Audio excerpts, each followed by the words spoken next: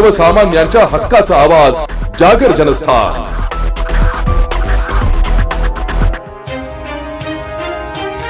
नाशिक रोडच्या गोसावीवाडीत वर्चस्वाच्या वादातून झालेल्या गोळीबारात एकाचा मृत्यू झालाय। पानटपरी समोर उभे असलेल्या सुमित पगारेवर 14 जणांच्या टोळीने कट रचून हल्ला करून 2 गोळ्या झाडल्या। दिनांक 16 ऑगस्ट रोजी सायंकाळी 7:15 दरम्यान गोसावीवाडी टिळे हॉस्पिटल समोरील गंगोत्री जनता स्टोअर्स येथे घडली आहे। फिर्यादी सुमित श्याम भाटिया वर्ष 25 हे त्यांचे मित्र सुमित पगारे आणि आकाश बोर्डे यांच्यासोबत पान मसाला घेण्यासाठी गेले होते।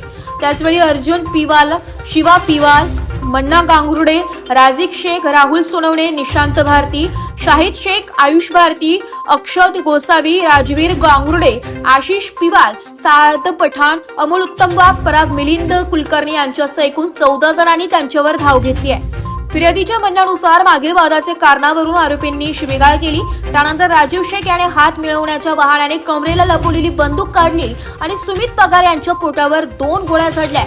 फिर्यादी सुमित भाटिया यांनी तक्रारीत म्हटलं आहे की आम्ही पान घेत होतो, अचानक 14 जण आले आणि मारहाण करू लागले। राजीव शेखने बंदूक काढून सुमितला 2 गोळ्या मारल्या।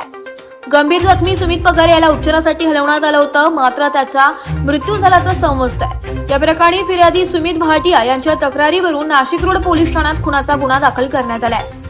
या गुन्ह्यात अर्जुन पिवाल, शिवा पिवाल, मन्ना गांगुर्डे यांच्यासह 14 जणांना आरोपी अटक करण्यात आली आहे। घटनेचा पुढील तपास वरिष्ठ पोलीस निरीक्षक जितेंद्र सपकाळे करत आहेत। या गोळीबाराने गोसावीवाडी परिसरात पुन्हा एकदा दहशतीचं वातावरण आहे।